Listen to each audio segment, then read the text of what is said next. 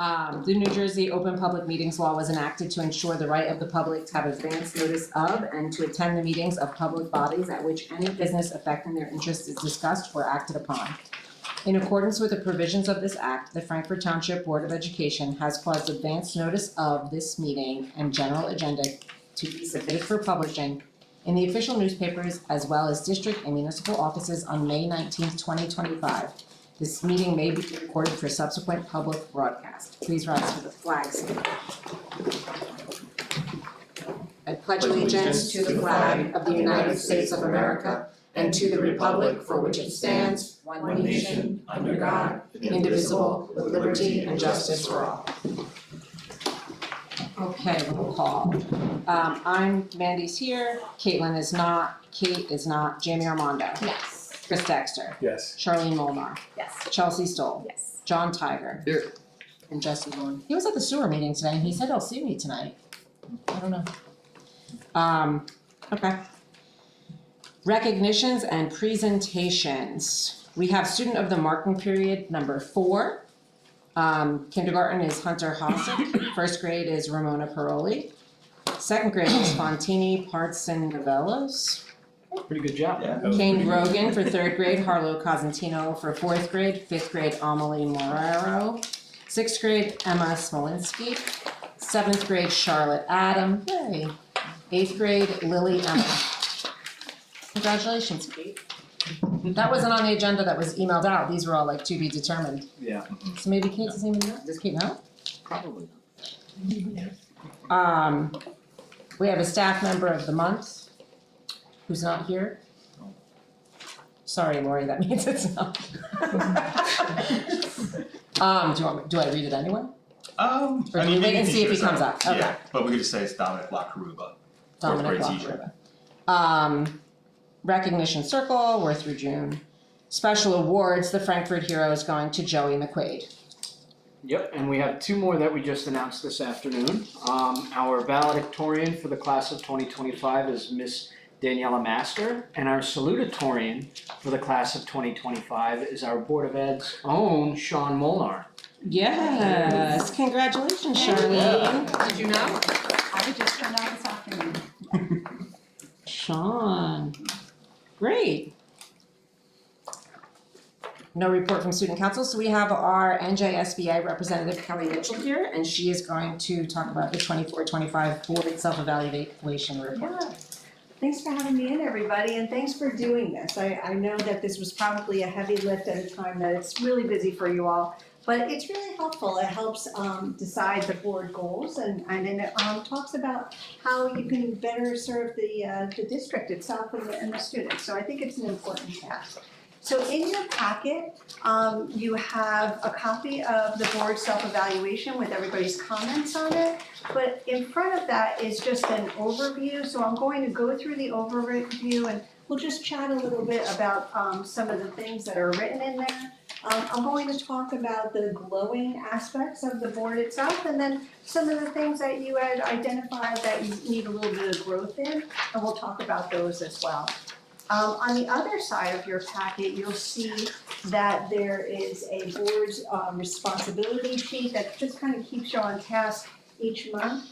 But underneath that is the CSA evaluation, and we'll chat about that when we get to the governance piece because of having to have that done by July 1. It's super, super important. So we'll start with the overall scoring. So in the vision, mission, and goals, it was a 3.31. The policy was 3.17. Accountability for student achievement, 3.16. Governance team relationships and accountability is 3.20. Resource management and oversight was the highest at 3.71. So thank you for your help, Chris. That was great. It was by far the highest that everybody scored. And then community leadership was 3.41. So let's talk about the category of vision, mission, and goals. So some of the glowing remarks that you all had about each other was that you use relevant data to engage in continuous district improvements. That's really super important. that you're data-driven. And then also that you have mutual respect and trust for each other, so that you work really well as a team. So when you read through the board self-evaluation, you can see that you really feel like you're connected with each other, and that's really super important.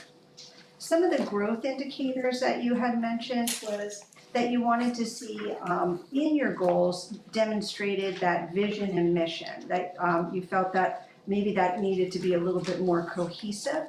And that you needed to have more concrete goals for the board and the district. And we'll just chat about that for a minute.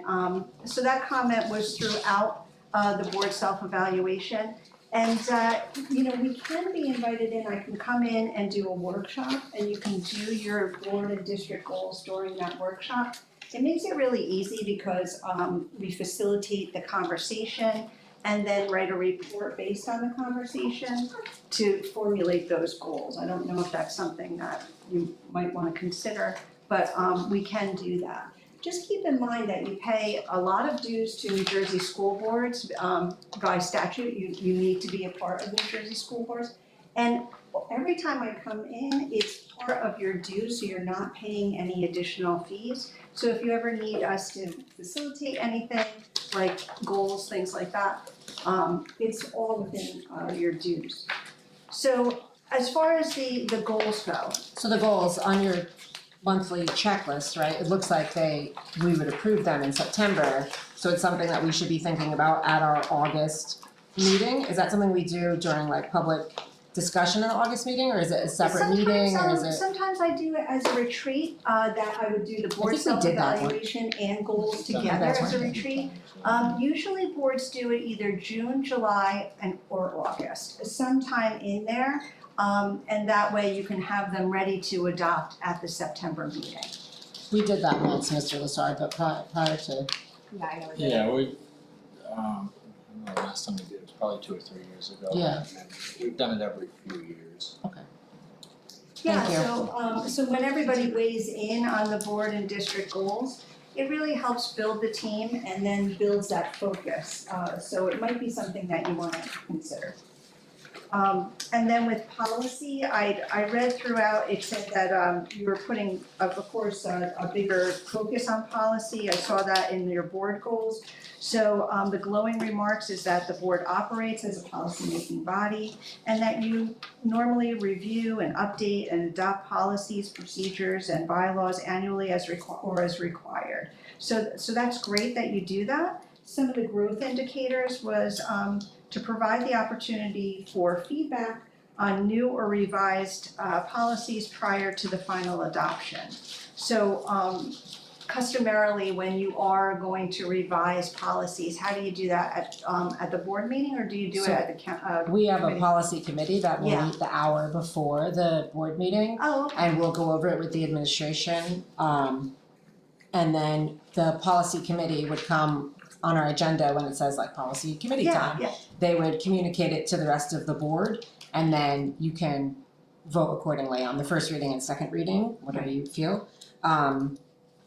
We just started, we asked Mr. Newman this year to pull some of the older policies, or maybe policies that we should be proactive in looking at and possibly changing, so we are working on those right now, like not just the ones that are mandated by the state, this needs or the county, this needs upgrading, this Right. needs changes. We're trying to look at older policies that, may be outdated or irrelevant at this point, Yeah. to try to update. yeah.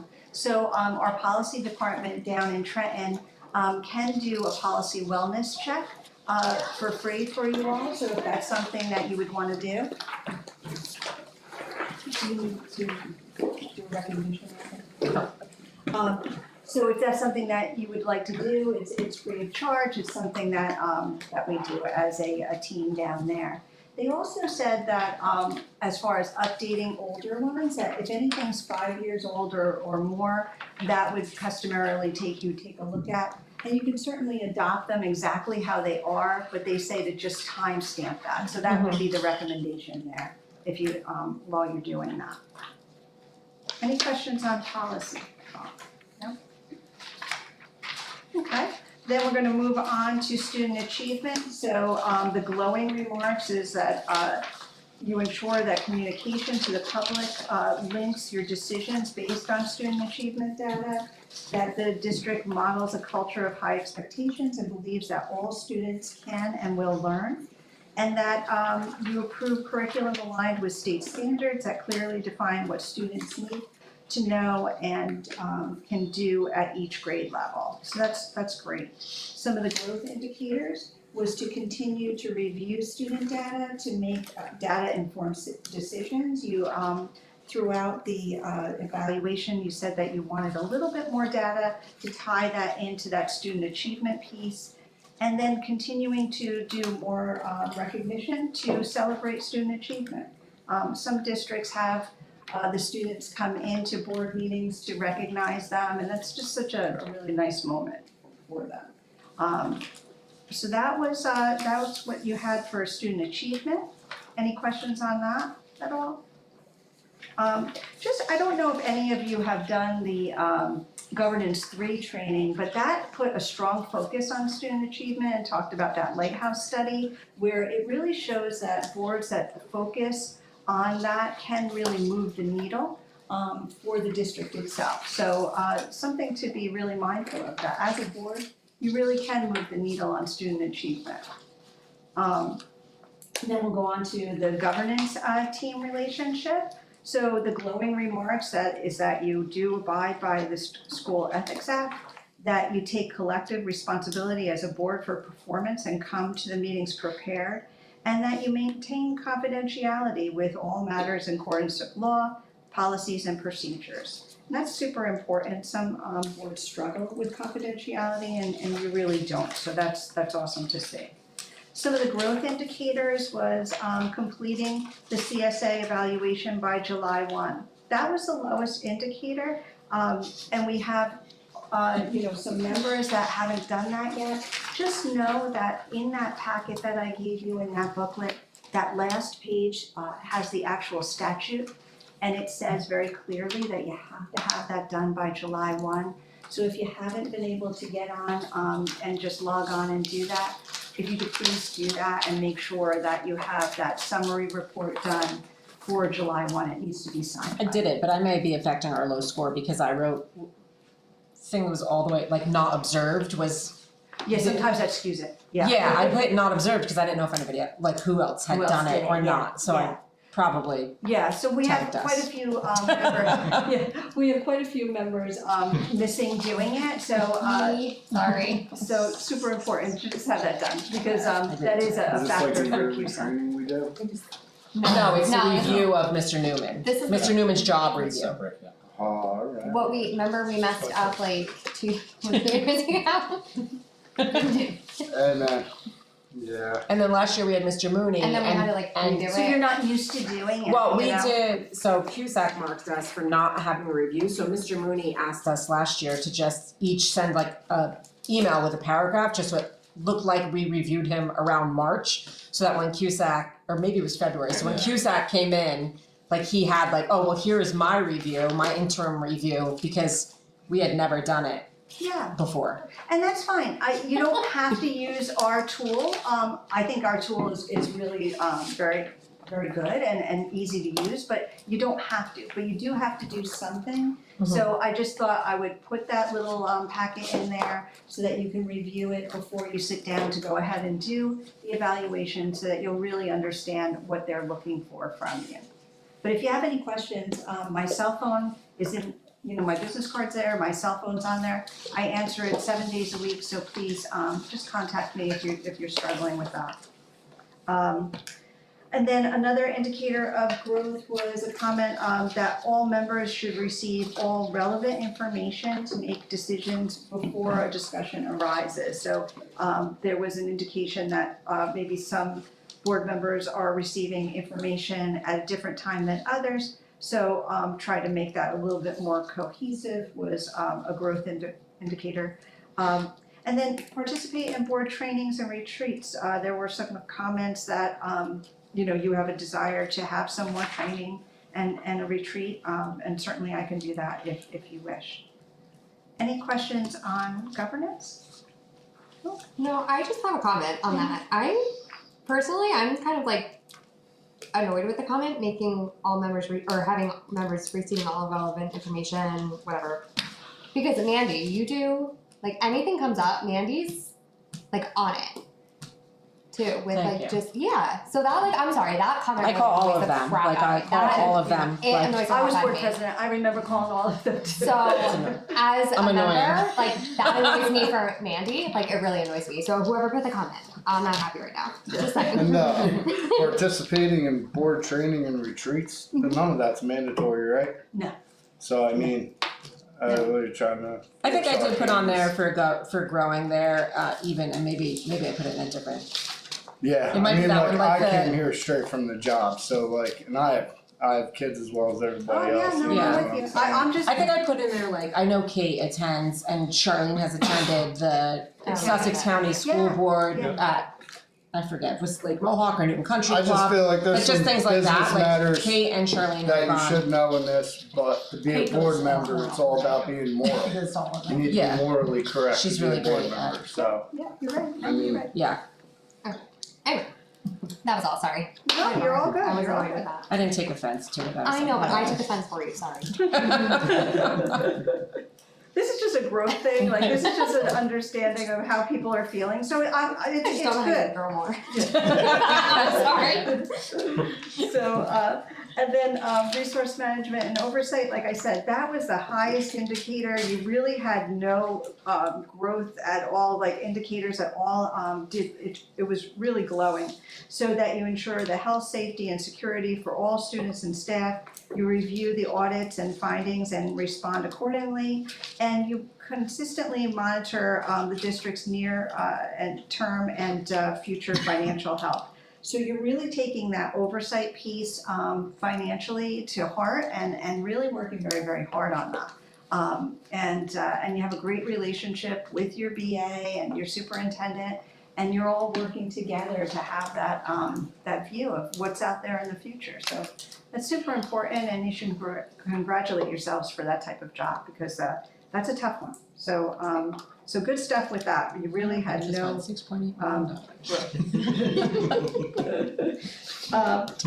Community leadership, the glowing remarks was that you conform to the requirements of Open Public Meetings Act and Open Public Records Act, and that the board is always present at all the school functions. That's really super important to the community, and that and to the students. And you use many ways of communicating with the community. I saw that you email, you text, you do everything you possibly can, and now you have these weekly mailers. So that's exciting stuff too. So you're doing a really good job about connecting with the community, and that's really super important. The only indicator of growth was a comment that said that you'd like to gain more community input. Sometimes we struggle with community coming to meetings and hearing what you have to do, so that's a struggle across the board with all boards, you know, so there's different things to do, but you're out there in the community, you're going to those events, so that helps as well. So that's great. And then we're on to the board goals. So currently, like we had spoken, that you had decided to do an update on those policies, and you're really being proactive about those. So that's great. Again, if you want us to do the policy wellness check, we certainly can do that for you. So that was marked as achieved because you really did work very, very hard on that. And then your second goal was to attend county meetings. And there was some said you had satisfactory attendance with that, and then some said that you really didn't have that much. We have So, Kate Adam. yeah, so she's good. We got her as a representative, and she could come back and report back to everybody. Kudos to her. You know, I mean, it's a lot of work, right, being a board member. And some of the strengths that you all said was that you're active in your community, and that you're really good communicators, and you really have a great oversight on the financial piece. And again, some of the governance areas that you said that possibly can have a little bit more focus is the county meetings, maybe have some more trainings, a retreat, and then continue the policy. So any questions for me? Well, thank you so much for Thank doing you. this, it's really super important. Thank you for So coming, thank you. Kelly. Yeah, Thank you. yeah, and if you have Appreciate it. any questions on the CSA eval while you're doing it, please let me know. Thank you, Kelly. Thank you. So next up, we have our staff member of the month. So I will read what was written about him from his nominator. It is with great pride that we recognize Dominic Lakaruba as our staff member of the month. Dominic is one of the first people to arrive at school each morning, consistently demonstrating his level of commitment and dedication. Rarely taking a day off, Dominic ensures he is always present, not just physically, but emotionally and professionally, for his students and colleagues. His reliability and presence have made him a cornerstone of our school community. A true team player, Dominic is frequently sought out by his colleagues for insight, advice, and calm perspective when navigating challenges. His thoughtful, collaborative approach helps build a strong and supportive professional environment. He brings a consistent positivity and energy to the building that uplifts both staff and students. Dominic's dedication to academic excellence is evident in his regular collaboration with 3rd and 5th grade math teachers through vertical articulation. This alignment work, focusing on pacing, expectations, resources, and vocabulary, ensures consistency and continuity across grade levels, directly benefiting our students' learning experiences. In recognition of his leadership and commitment to professional growth, Dominic was recently accepted into a prestigious mentorship and fellowship with the Modern Classroom Project. He will travel to New York City this summer to receive training, and he is already planning to implement this innovative instructional approach in the 2025-26 school year. Dominic Lakaruba exemplifies everything we strive for in education: passion, dedication, collaboration, and a forward-thinking mindset. We're fortunate to have Dominic as a part of our team as we proudly celebrate him as our staff member of the month. I just want to say that I know Dominic a very long time, and Dominic probably doesn't remember this or know this, but in high school, Dominic gave me advice. Dominic's hair was kind of like long, and he told me, when you rinse your conditioner out of your hair, always use cold water. So to this day, when I wash my hair and I use conditioner, I turn the shower into cold. Because Dominic Lakaruba told me. That was wrestling family, right? Also, we're very happy to present this gift card to a High Point Wrestling alum. Class of '92. Thank you, Congratulations. Awesome. Do you remember? Yes, I do. I was like, you'll never remember I've that. given hair advice. I still to this day do that. I actually said that to my brother. Supposedly, starting to give out the advice there. Okay. Superintendent and principals section. Yeah, just real quick, coming down the home stretch here, we had a great elementary field day this past Friday. Obviously, my first experience. Everything is a first for me this year here at Frankfurt School. Field day was awesome. Just all the other events kind of leading up to this point of the school year. Looking forward to our graduation coming up. For our 8th graders at the fairgrounds. But what I can honestly say is, you can hear about these things, and before you start here, it's a very community-oriented, school, community, great PTA, great staff, great students, great parents, and I can honestly say that that is 100% true. I couldn't be happier being here. During my first year here at Frankfurt, it really truly is a family atmosphere that I am so happy to be blessed to be a part of. So, short and sweet, update. We have a lot more things on the agenda today that we'll discuss later on, but I just wanted to say that, as we wrap up the 24-25 school year. Thank you. Dave, what kind of nice things do you have to say? Hate your place. No, again, it's been my first full year through, and just like Kevin said, super proud to be a part of this community and this school, and super proud that my kids are going to be coming through here. It's nowhere else I'd rather be. There is history, there's tradition, there's community, there's everything you want in small town America and what I grew up with and what we all grew up with, and it's nice to see it continue in Frankfurt. Other than that, it was a great first full year. We're fastly yet slowly approaching graduation, and it's gonna be great. It's gonna be awesome. Great. Motion to open public comment. Motion. Oh wait. Yeah, First, second, yes, okay. second is Kate's Chris. not here, so. Sorry, yeah. Kate and Kate, they're like, Yeah, I don't know what to do. does anybody have a public comment? All right, Mrs. Eckert. First of all, I'd like to just thank the PTA for all they do, especially Mrs. Rouser. She heads the field days and she does a great job. It's a lot of work and we really appreciate that. So I just want to recognize all that they do at the field days. Secondly, since Mr. Sylvester was talking about history and tradition, I would love to see in the future, graduation come back to be here at the school. I know you Yeah. should. It was always here. The only time I went to the fairgrounds was during COVID. It moved over there and it never came back. I realize it's easier for the custodial staff, for the teachers, for everybody to have it over there. And I don't mind if that was a rain date over there, like if that was the rain pavilion type of thing. If it rained, then we have to go there. But I really think it was really special to graduate in the courtyard for many, many years. And I know they took down the platform, but I'm sure we could figure something out there with the platform.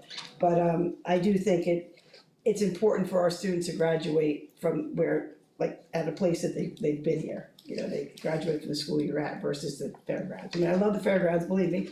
You know, I'm very involved over there, but I think it's just something special to be able to graduate from. Does it hold as many people in the courtyard? Yeah, that was always the thing that drove me nuts.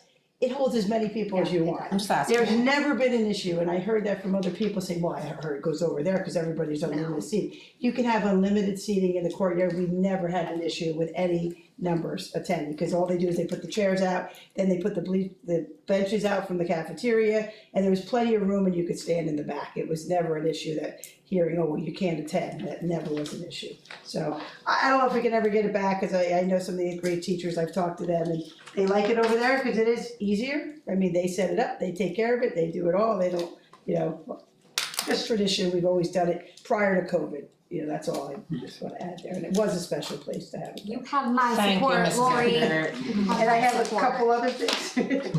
I know they're on the agenda, so I'll just ask them, and if you're already gonna speak about it, then just tell me that, and that's fine. There's a policy number 5118 for the non-residents. Is that for staff members that bring their students here? Yes.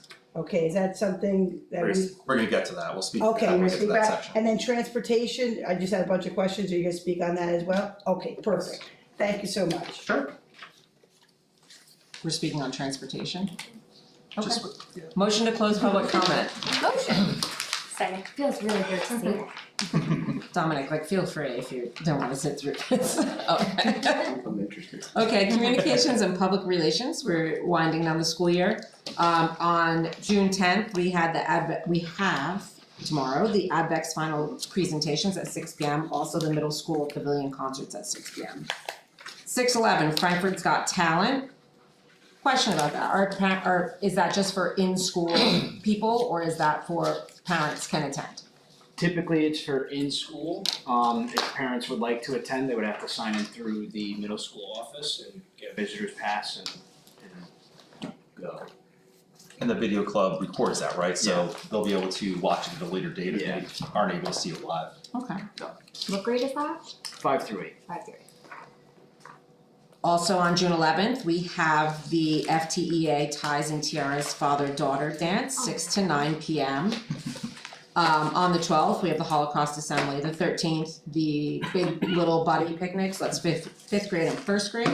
On the 18th, we have early dismissal at 12:45, and the 19th, we have the last day of school and graduation.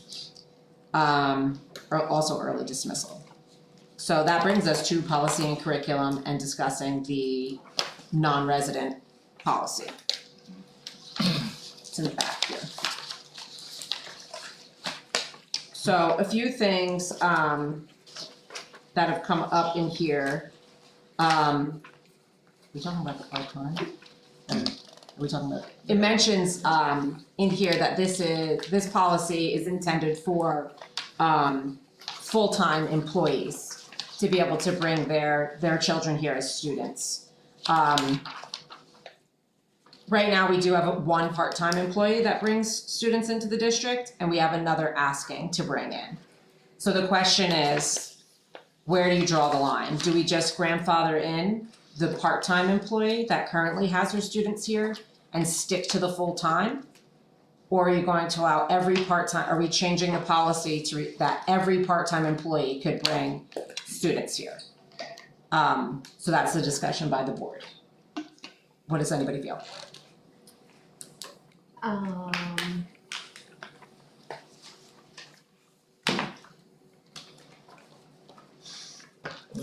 just thinking. What do you want? I wanna add something to the changes, there are recent changes in laws, which are kind of where this is started coming from, aside from us having it in our Right. policy already, is that now, aside from certificated staff sending their children to the school if they're non-residents, if they're not certificated staff, any non-resident student requires the county commissioner to approve the tuition rates, so that would apply to also paraprofessionals as well. But anyways, It applies to everyone, the county has to approve. applies to everyone aside from certificated staff who send their students to a district as have a board policy that has it in place, but Okay. non-certificated, just like any other non-resident wants to send their student here, the county would have to approve the tuition rate. So the county approval is an update in the policy that we have to do per the county. So that's how this kind of opened up. Then when you read it, if our board policy, when was this made? 2011, is that, it was like a while. Yeah. In 2011 is when the board made this policy, and it strictly says full-time employees. So, the part-time employee that has students here already, the decision can be made that we stick to this policy and it's only full-time, and we're asking that part-time employee to remove her students and go back to their home district. Or we can grandfather those students in and going forward, say it's only full-time employees, or we can open it up to any employee can bring their student here. I feel The like part-time employee, there's no busing, so the part-time employee needs to drop off and pick up. Right.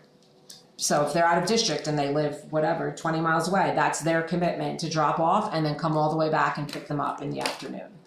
So we have one part-time employee right now that's bringing. Yeah, so my understanding is that was allowed 2 years ago, before my time and Mr. Moody's time, I guess. So when I looked at this policy, because we were looking at the whole, right, the cost of $200.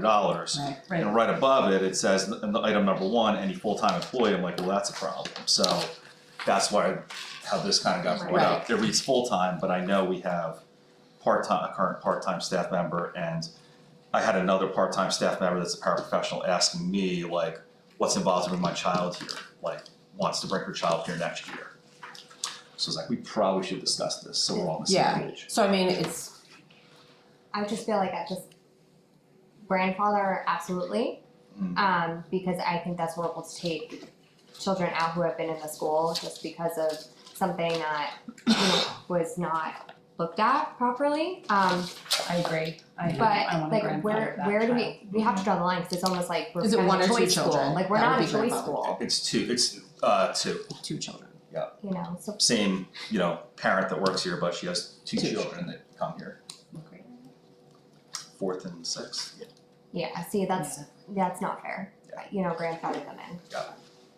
Yeah, Absolutely. but then you have to look at this new part-time employee and say, not for you. Correct. Yes, agreed. Agreed, okay. Yep. And then the second part of this is the fee. So in 2011, the board then assessed a fee of $200 per school year per student to cover the cost of consumable items.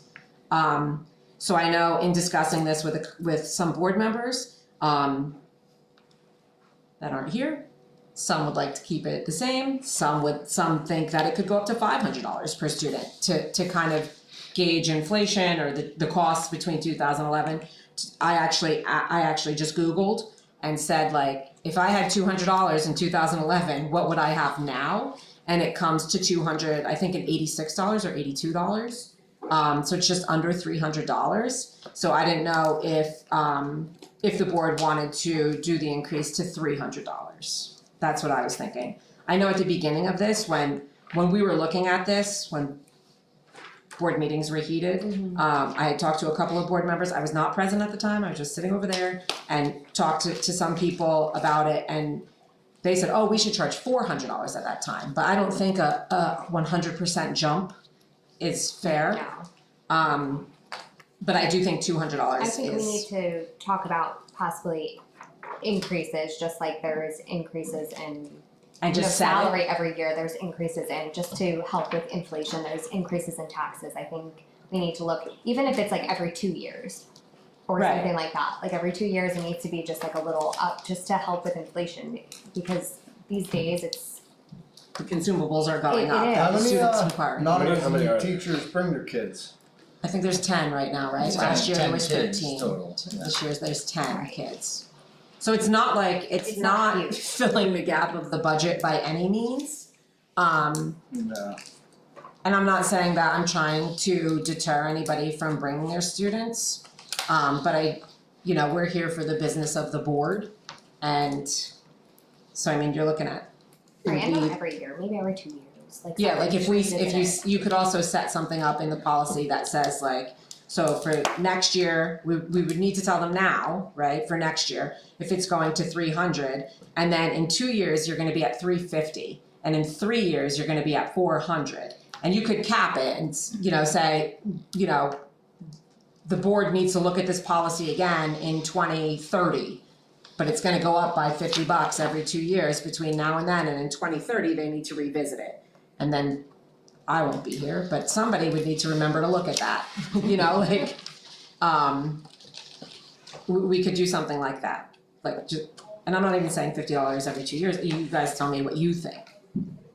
I don't know, I feel like it's a touchy subject, we're obviously not free daycare or anything like that, but I mean, because you have teachers that have been here that are, can say, all right, I'll give you your 400, and then you have teachers that are good that just started and they're like, hey man, that's half my paycheck, So there is available right now like a payment plan where they would take, $20 out of each of your paychecks, right, over the course of the 10 months of your pay. So it's not, you don't have to Can't we hand just over. set up, you gotta buy lunch, you gotta do this. Well, there are rules, so you can't need an IEP, you're not getting any special services, and you can't be behavioral issues. Right. So if that happens, those students are not welcome Removed. back. But again, I think, Can we do like a, I don't know, I'm trying to think like not like a dollar amount, but like a, I don't know, like a 5% increase, or something, or, I don't know. Chris, So when was this established, 2011, is that what you said? Yes. And then, since 2011 it was 200, or the Yeah. fee so it was was added 200, later? but it was never It was collected.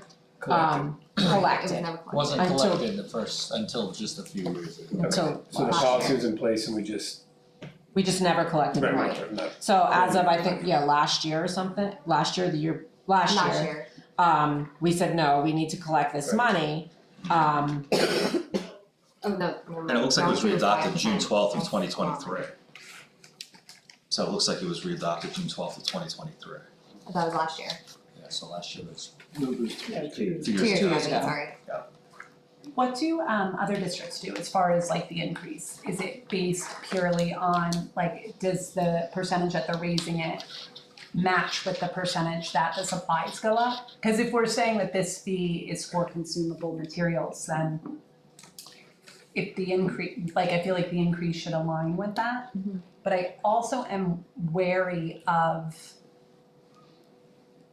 the raising the amount, to kind of speak to John's point, in terms of the impact that will have on the staff. Right. Because I do think that having the staff bring their own kids here does a lot for just the quality of, I mean, if my kids do come here and if I worked here, I would work a little bit harder, you know what I mean? Cause my kids are here and So I we think- have the bonus of them not running out because they have to get home to get their own kids off the bus. I think there are a lot Oh, of, 100%. a lot of Perks to that. perks to that you can't really put a dollar amount on. And maybe I'm skewed, I personally don't think $300 a year per student is a lot. I pay $400 a month for aftercare for my kids, to have a babysitter get them off the bus. So, like, to me, I'm paying a lot more than the $600 that it would cost me if I worked here, And or I, if I need my kids to to be come devil's here. advocate, because I see both sides, the preschool parents for 2.5 hours pay what? $4,000. Yeah, almost $4,000 a year. So that's, Yeah, 400 a month. yeah, $400 a month for 2.5 hours. And those are parents that are in district. Those kids are in district and they have to pay $400. So just to be devil's advocate there too, you know, we have parents paying that. So sure that I can't Just speak, saying. sorry, to all schools, like Sparta doesn't allow it, so you Right. can't, so Right. their schools And don't they even allow you to don't do Right, allow it. yeah, it. Freedom doesn't We allow it. don't, Yeah. at High Point, there's no Yeah. fee, so I think it's all It's all over the over. place, Yeah. so like, I don't, There's really no like, there's a like, I don't know if there's like a, we have nothing to right, go on. yeah, I don't know if we can go by that, cause it's all over the place, it's just really locally how you wanna decide. Definitely say yes to a current increase, but is there a possibility of putting like a variable of plus or minus 3% depending on economical standpoints, or is that too like, has to be more concrete probably in the policy? I mean, it could be anything we want it to Of be, course, really. yeah. But two, it's not appropriate to ask a teacher, what's your household income, right? Yeah. Like what your No. what your spouse makes, or whether you're a single mom or you're not a single mom, or No, but whatever. you don't wanna make it individualized either, that's not. Right. No. Yeah. So I think, I mean, I see the point of having your students here, so you aren't running out the door to have to go get them from somewhere. But again, I also, you could always take your kids and go, like, it doesn't mean you're gonna stay longer, participate in more, or do anything else. Can we, alright, just playing, cause we haven't collected it, so no one's had to pay it, right? So we're just starting to get it. And now I feel like we're getting greedy. Can we write in there and like so last year we had initiated it was 200, it's 200 this year. The following year, which would be that 2 years, it's gonna go up that like $50. So in like another year, it goes up 50. And then it will be 250 for those 2 years, and then it goes, you know, since we just kind of started, like I don't know Yeah, if you're that's just like, building in the instead of going right, escalation. yeah, just building it in, instead of just being like automatically like, oh, you have to pay for the first time last year, and now this year you have to pay for, like, So I was just saying, what if you did, you like had a starting level of 300 with a 6% increase capped at 10 years? So if you had a kindergartner, right, you would be here through 8th grade at 10 years at 6% every year, the most you would pay would be $480. okay. And then it would just 6% increase every year. From the start. Well, you're talking, everybody's paying a different rate then Yeah. versus, It's only 10 kids, Mr. Lazard, you can figure that out. That's what I'm saying, no, it's 10 kids, I think it'll make Yeah, us a well, difference with our No, it's not kids. gonna make or break us, it's 2,000 about bucks, the 1,000 bucks. policy really, and so we're in a consensus that it's full-time employees grandfathered in the Yes. 2 kids that are here. Yes. So then it's just the fee, that's the other part, and Mr. Lazard, explain it to me again, I can't remember, is it, so we get money on the formula per enrollment of students, those 10 kids are included in our enrollment, right? But- they're listed as, yeah, they are listed as current resident students, they're included in the resident count. Yeah, so we get them in the state aid count for Frankfurt, Branchville, technically Frankfurt, is what they're listed as. And how much is it per kid? Right now, 200. No, I mean for Like, the, regular, what's it like, cost in for school? resident? Yeah, what's it cost for The- school? The overall, that includes facilities, costs and everything, just averaged out among everyone, it's about 15,000. 15,000 a year per kid, right? Yeah. But that, like I said, that's everything regardless of the number of students, so it's Yeah. just if there's fewer kids, it just ups the count, the amount. So those per- 10 kids provide a tax burden on local, They use water, electricity, but not on average much. but we're getting the Right. state Yeah. aid for them in Yeah, the so formula the anyway. original plan We're was, cut down on what are we electricity. spending on average for supplies and on consumables altogether? And that's kind of where we came up with the $200. It hasn't been changed in obviously 13 years, and we've only been collecting it for 2 years at this point. Right.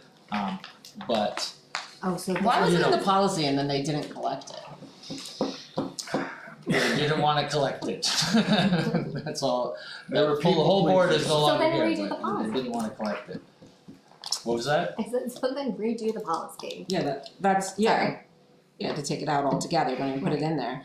But I'm comfortable with $300 per year. I actually don't mind what Dave is saying, that you're starting at that in your kindergarten kid and you're moving up. So the most you're ever paying is $480 by 8th grade. But then that means you have $480 for your 8th grader, you have, you know, $350 for your Right. 3rd grader. We just wanna simplify and just make the same thing across the board. You just, yeah. We gotta be the best we can go. Just do every Do 2 we- years, we're escalating by this, but By everybody would $25. get, but they would get a cap of whatever, or Even years revisit rise it. up this much. Can we just go up by So- $25? I think, cause I kinda hear what you're saying, well, I hear what all everybody's saying, but maybe we don't go to 300, like, for the purposes of this right now, maybe we go to 250 for next school year. I like 300. Okay. We can, it's not my vote, everybody gets to vote, everybody has a say, I'm just saying. When I Googled what does $200 in 2011, what do I get today, it was like $286. So that's why I said, I mean, I don't want Mr. Lessard to be charging $286, I just said go to 300. But, I like 250. It's I everybody. just feel like it's a Yeah, more me too. palatable increase for the people that have been paying it. Especially coming off of a and I two-year feel like it's salary a over here. huge perk, I feel like it's a huge perk, and like I'm sorry if I'm getting sour, but like my kid is in 5th grade and I'm still paying for her aftercare. So I mean, like, you know, it depends on your kid and if you're gonna trust your kid or what you're gonna do, whatever, but like, I don't know. I don't feel like $300 is a lot of money. $250 to $300, I don't know. But it's not my, That's I'm only one vote, Yeah, it I'm is. only one vote. I hear Listen, you, I got on a you. teacher salary, like right over here, this right here, 250 is like. What do you think, Chris? Just I honestly, I'm all over the place, but I'll give you my thoughts. I don't think it's worth it, just because I think there's a lot of goodwill with, kind of what Charlene said, having those kids are probably some of the better kids here. It is a perk, there's no way around that, You it's a think nice thing. non-Frankfurt kids are better than Frankfurt kids? No. I'm just asking. No, I just think they're, That's usually kids any. I think it says a lot if they wanna bring their kids here. Cause it's not an easy thing to do, bring your kids out of district to a school where they're not necessarily with their friends, so there's gotta be a reason they do it. I don't think $1,000 is worth the negative. It sounds like it was a big deal. I wasn't on the board then 2 years ago when it even, you asked to collect the money. Still don't know if it's worth it. And if you had to do something, I would support probably 250 more than 300, just because you weren't paying it for 12 years or Right. 10 years. All of a sudden we started collecting it. There was a reason why we didn't collect it for 10 years, I'm imagining. They just didn't, right, wanna collect it, so. That's it, they don't want to. They didn't wanna ask more, I don't think there's a big difference between 50 and 100, that's just my thoughts. I just don't know if it's worth what it sounds like you went through when we even asked to collect the Right. 200, I wasn't here, but it sounds like it was not comfortable. I don't know, that's just my thoughts. What do you think, Chels? I'm for 300. I am. John, what do you think? It's a hard one, cause I feel like we could look other places for it, you know what I mean? I'm not I looking to hear make it, money. cause I know that the town people, they're like, you know, these are my taxes, and I can hear, cause those are the people that aren't here, and you can, I can see their frustrations. But,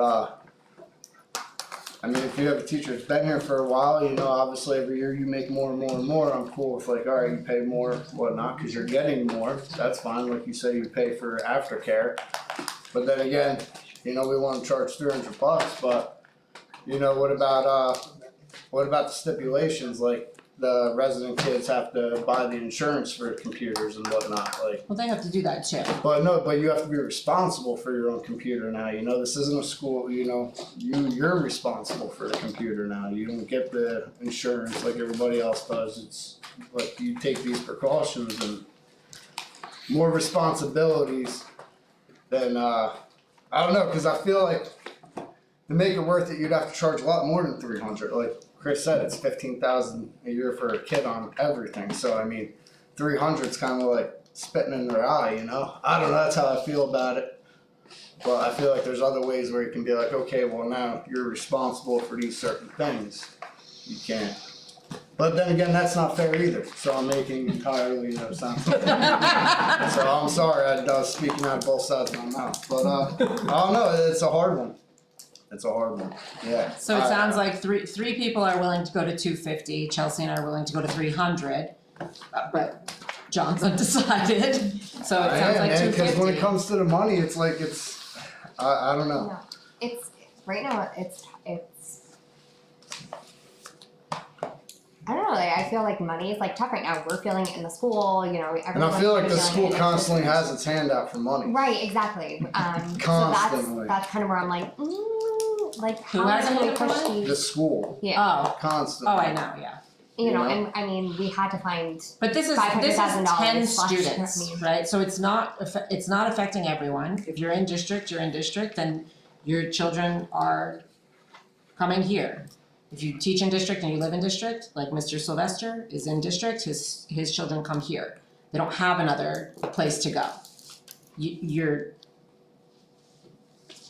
you're out of district and you're bringing your children here for the educational experience that we provide, which is excellent, I understand that. If you're bringing them here so that you know, can stay after school and do your work, you are also responsible for watching your children. And I know that sometimes things get rowdy, right? Like, so there are negatives to it too, to have the children staying here after. There is an email that went out about the rowdiness in the hallways after school of all of the staff's children, not just these 10 children. So I mean, like, those are also considerations. I mean, obviously school has insurance and everything and whatever, but something happens to one of those kids. Maybe you need to start a finding policy.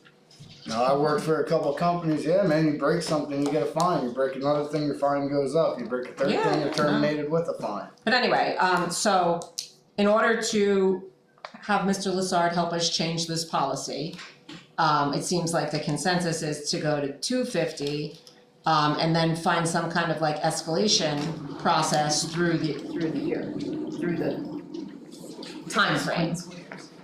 Unless it go. I'm just trying to think of something easy. Unless it. Policy will be re-reviewed every 2 years. Yeah. Every 2 years, yeah.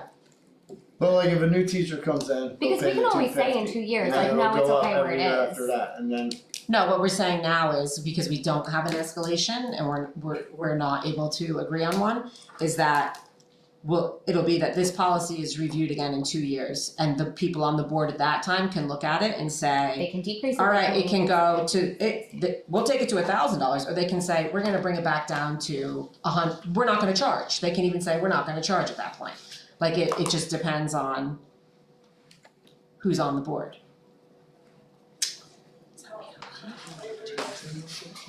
Yeah, you 2 are. years, you are. just will in be. time. Oh, great. Mandy, I have a question, I don't know if I'm allowed to. Sure, but he actually had his hand up first. Yes, I understand your whole thing. One of the things I would say is I'm councilman from Branchville.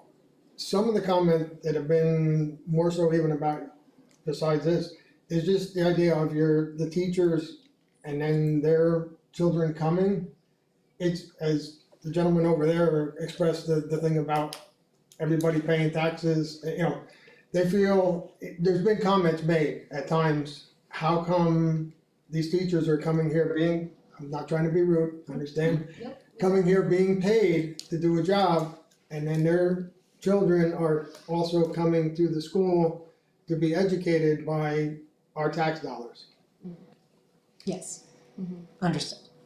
So I think I don't know if that's, No. I that's exact, I don't know, I'm not trying to put words in the gentleman's mouth, but if that's what he was kind of trying to drive That's at, on one side of the mouth, the other words are on the other side, yeah. And I What is listen, I your understand what it's question, like to sit Mhm. up there, so.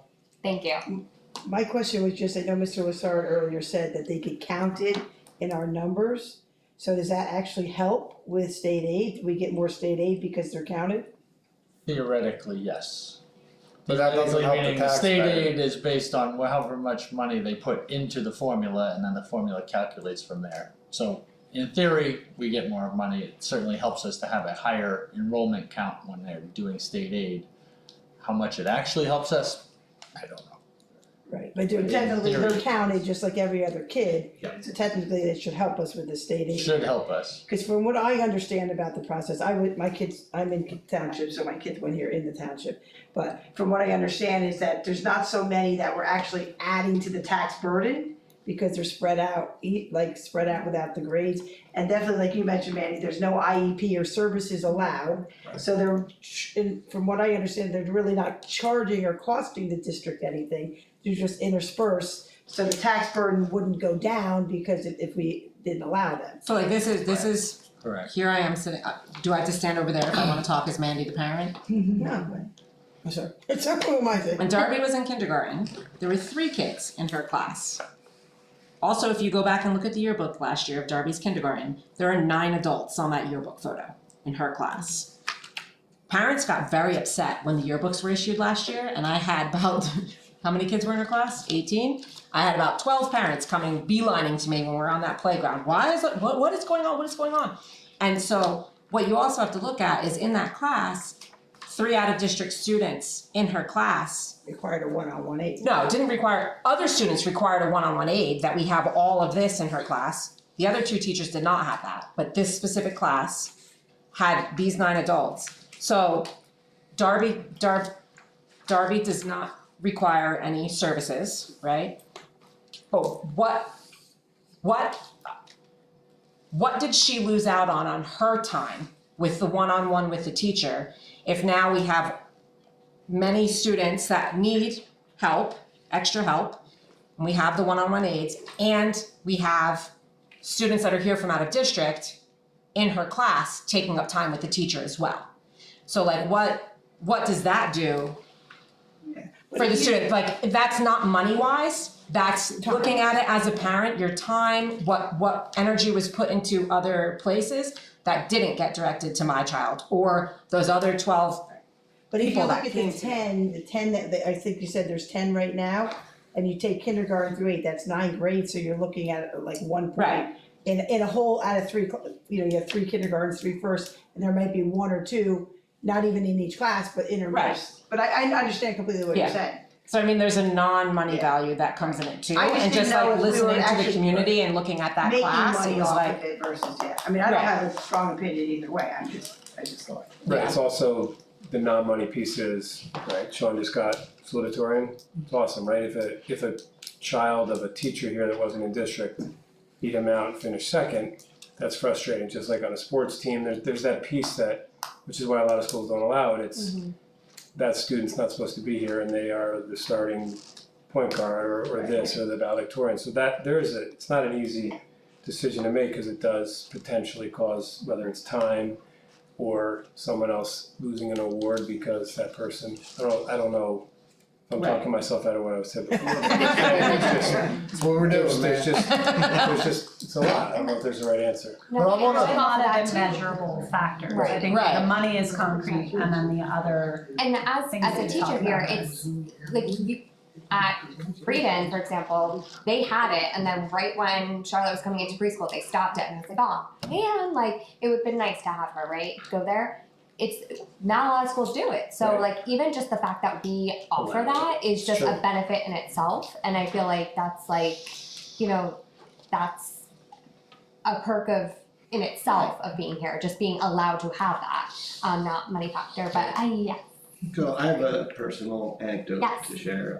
My son was at Freedom School. Oh.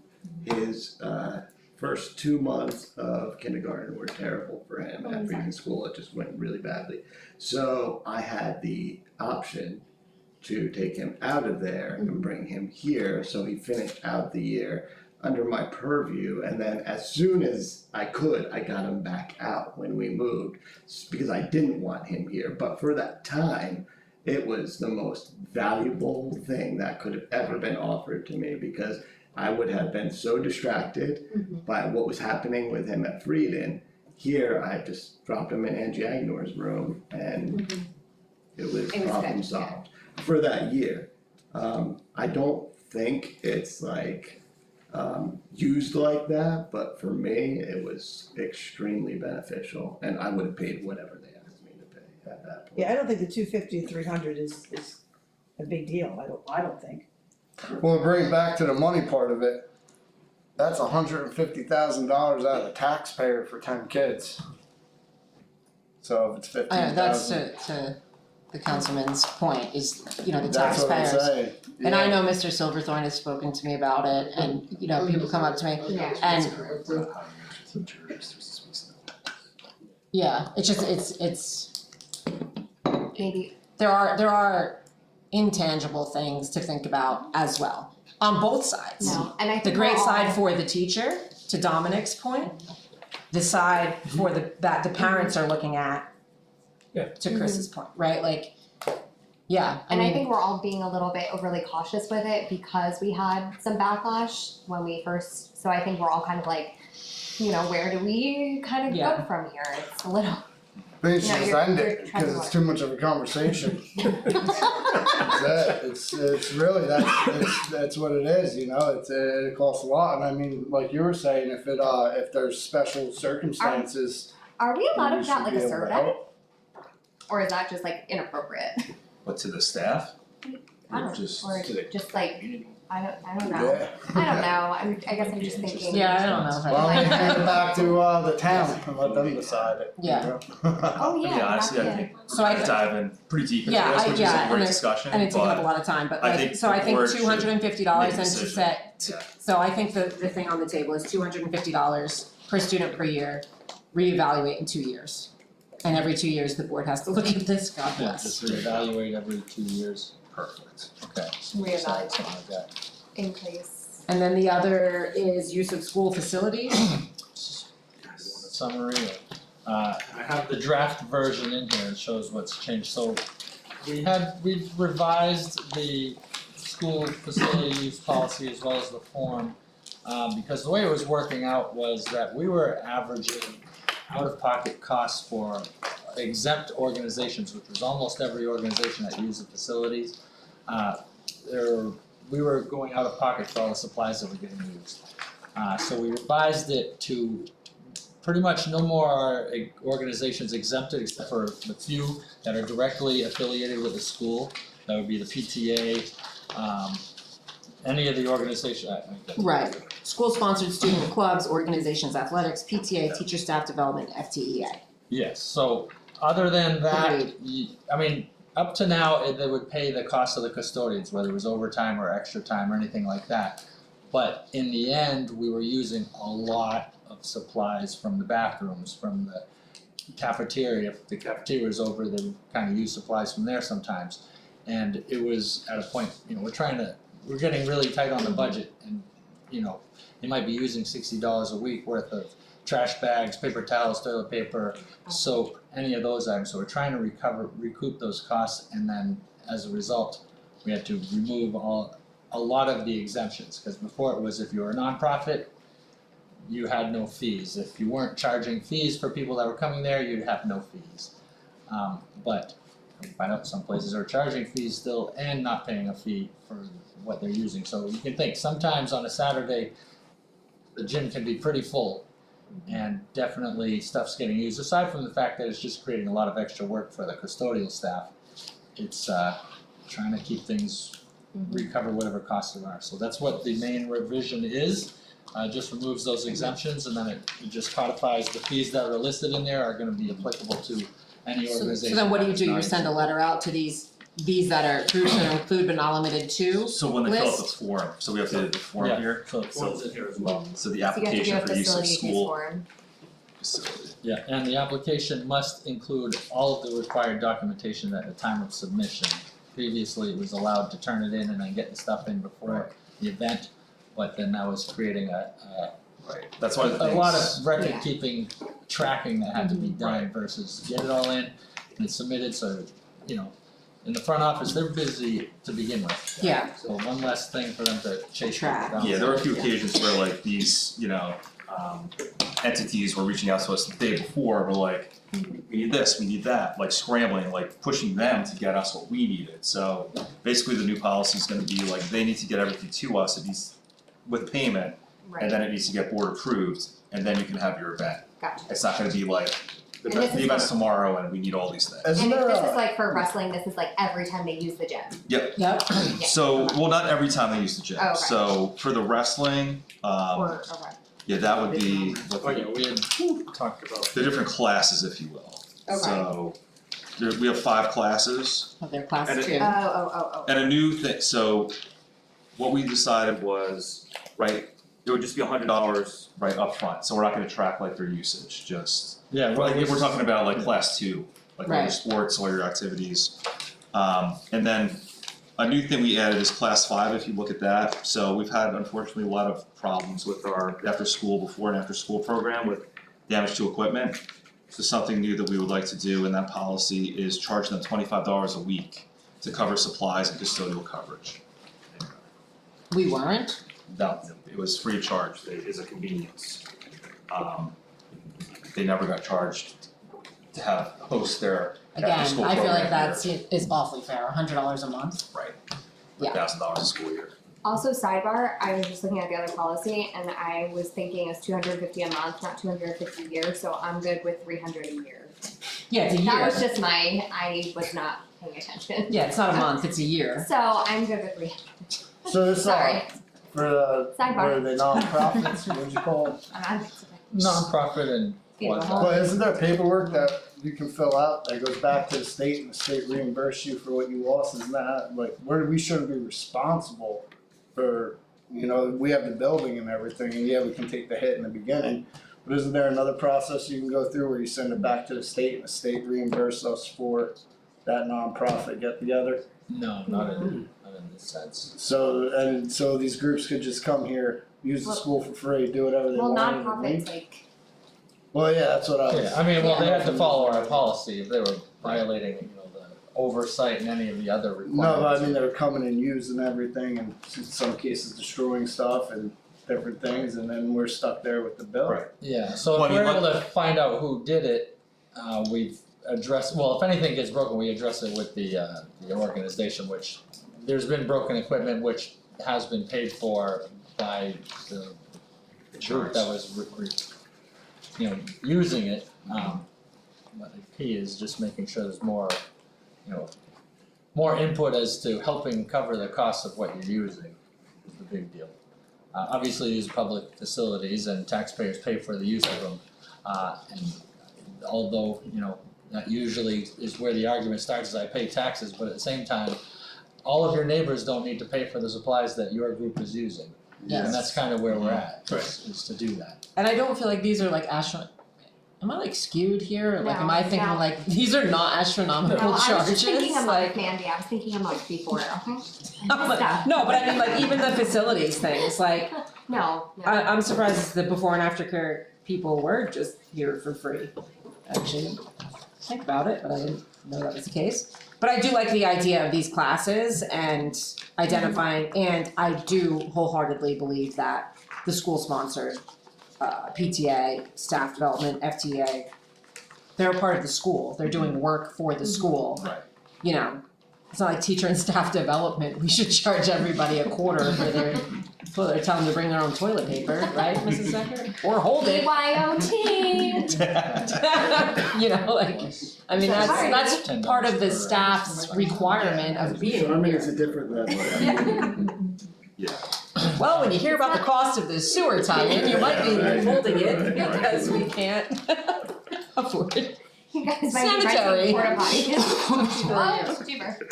Okay, so those are all good. Everyone's in agreement. Everyone's fine with the charging of the use of school facilities. Yes, Great. because I read it Great. correctly this time. Okay. So then, next we're on to the physical plant transportation finance. So, Jesse and I attended the sewer meeting today, and if anybody would like to read the report, Sorry, I wasn't there, it's Mandy. very interesting. Did you send it to our old board, let them read the report? So because we didn't tie into the sewer when Branchville offered it to us, We're looking at if it, just for the water and sewer improvements for the school only, you're looking at $4,694,000. A part of this would be helpful to our neighbors if infrastructure was provided for the church, down 206, Pines Road. And the study that the engineer did is in here to list all of those neighbors that would be in it. That then costs $6,888,000. But that burden, the difference of that burden would not be on the school. It would just be that, it'd be one whole project. What we also found out today is SCUMA cannot welcome the school as a new client. It has to be the township. So we, Mayor Silverthorne was at the meeting, as well as Mayor Fredo. The engineer that Branchville had when they did the sewer project there, as well as two of the engineers from Kleinfelder, the service that we hired, and Joe from SCUMA administration.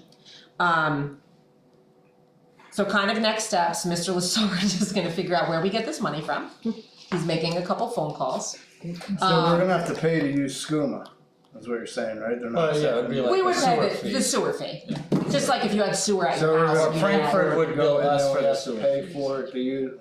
So Sounds like that solar field out there. Frankfurt would pay us. The fact of the matter is, we've been saying that this septic out here is 65 years old, and it dawned on me. Mr. Newman reminded us that next year is the 75th anniversary of Frankfurt School, and that elementary septic is original to the building. So it may be 75 years old. At this time, the best we can do to get through this is at least 2 years of permitting, getting approvals, going through the channels, and starting summer of 2027 to get infrastructure to tie into the sewer at this point.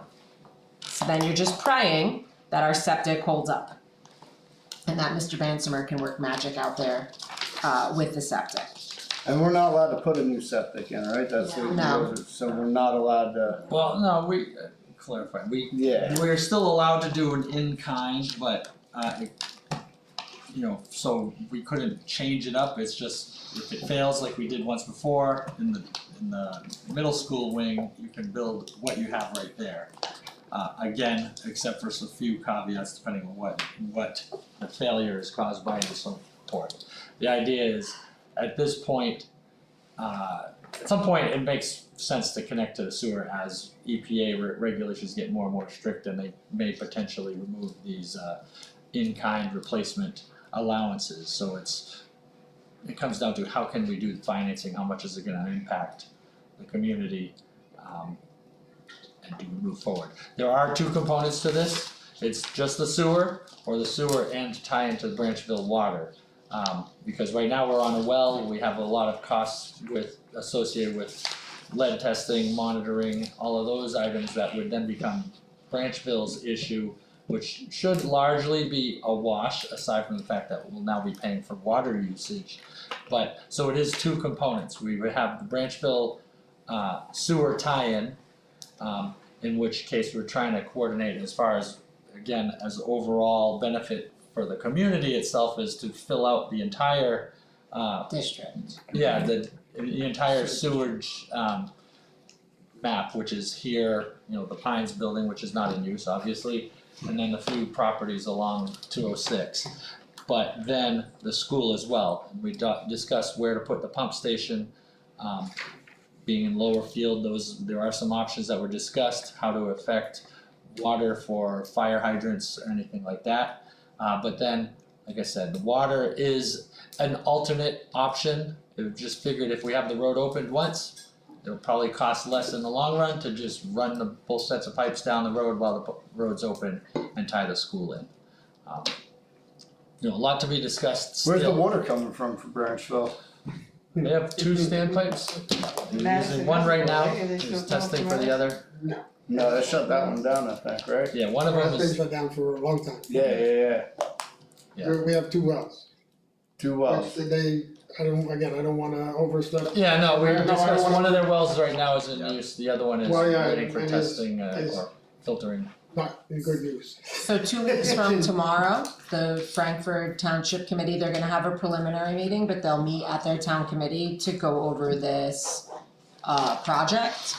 Because, right, so we can't own it because Frankfurt has to be the customer. Frankfurt has to be the customer to Frankfurt Skooma. Township has Yeah. to be the customer to Skooma. Okay. So, a lot of moving parts here, a lot of things to learn about. And we did ask the engineer when they draw up their drawings to kind of list alternates so that we have our base project, but then if you wanna tie in the fire water, like that's another $80,000 that is built into this price right now. We don't have to do that because we have the pond that they can pump if there was ever a fire event here. And they can bring tanker trucks and all of that, but it's kind of like if you're doing it, you might as well do it right. Like, don't skimp on it now because things just get more and more and more expensive. Also taking a look at this is like lead times on things, so once we do get all of our approvals in 2 years, if we get our approvals in 2 years, how long does it take to get that pump here? And build the pump, and it needs a building, an enclosure down there. We have a shed, but the shed is packed full, so do we add on to the shed or do we have a standalone building? And just a lot of kind of moving parts on the sewer The thing has to be a standalone. thing, but we have a report. Yay. Hey, one more question about that, though. I don't know if you guys know or not, but you said it was gonna be 6 million for if other people joined us or 4 million for us. Now, that's not gonna force the hand of these people to have to tie in, right? Like, or they're, So it's a township ordinance that would have to be 10 made, years. and they give, so when So Branchville this would did be it, like a township question then, it wouldn't be Yeah, a it's school not a question. school Alright, so question. it's Yeah, that'd be up to just- Yeah, let's not. they do would make that. an ordinance and they would outline what needs to be done now versus what can be put off versus what that timeline looks like, but that's not on the school. Andy, What- what about, I'm sorry. Go. The Frankfurt thing, what it actually is, it's, Frankfurt Township has a certain amount of what they call allocation. Right, And they explain Gallons that per for day. everybody. That, because it's Branchville's, even though it's over here, we put there, but it's still Branchville's sewer system per se. Yep. That's controlled by Skooma. It's what's considered as, the reason yourselves have to go to Frankfurt Township, because of course it's Frankfurt Township territory. Frankfurt Township has a certain, same thing as for the water. There's certain allocation that is allotted. And yes, it does include those other entities along with some other entities in Frankfurt Township, but it all has to go to the township for them to then, they have to go to Skooma, to Branchville, for everybody to agree upon. Alright. This, I'm Yeah, sorry. there's a lot. Very It's a involved lot. process, It's a what we've pain learned in the over this butt. past Yeah. year. So now, that 6 million does not necessarily mean it's 6 million directly paid by referendum. There's the biggest options which are still being determined in this whole process. And some of the professionals we got a contract with will help us figure it out, but there would be seeking grants from the USDA as well as the New Jersey I-Banks, trying to find whatever incentives we have to help cover the cost. So it looks like some of them might be now down to up to 25%. But it all depends, and as the timing goes and how politics change things, so it wouldn't be 100% funded through local referendum, but the amount is to be determined. That's is the there- phone calls Mr. Lessard is making to our bond council, and then also Frankfurt Township will call their bond council, so we can work together. And is there something for like churches too, especially if the church is gonna tie in? Isn't there like So the church can't be the owner of it, and they can't be the pump station, there's environmental issues Yeah. over there, so, darn, We were hoping So we're hoping that Yeah, as far I as space remember wise. However, Yeah. today unfortunately Yeah. it's not. Darn. today it's not. Church is only good for the school and the school needs it, huh? Just put that out there. Alright, Mr. Lessard, can you talk about the Carol Hahn Scholarship Funds update? Okay, yeah, so Moving along. Carol Hahn, so when I started here on the board, Carol Hahn was the president. She had cancer and passed 6 months after I started. So when she passed, a group got together and did fundraisers in her name. Longaberger Basket fundraiser. If you've been here, you may have been one. Blew my mind. Anyways, we did fundraise for about 5 years, and with the help of Jerry Ord investing the funds, we were able to raise enough to do scholarships every single year, 2 at Frankfurt School, 2 at High Point, totaling $2,200 to Frankfurt students graduating from here or High Point. Jerry just came in last week and gave me an update. He said he's a little bit shy of enough money to do 2 more years worth of these scholarships before the funds run out. We didn't think we'd get an extra 5 years, so it's been about 20 years of doing these scholarships. So I just wanted to give you an update. In about 2 years, that scholarship fund will be done. So it's mostly an FYI, just let you know. I'm pretty surprised how well, Jerry's certainly a whiz with investing, Very so generous, great. very thankful for all the work he's done, all the volunteer work.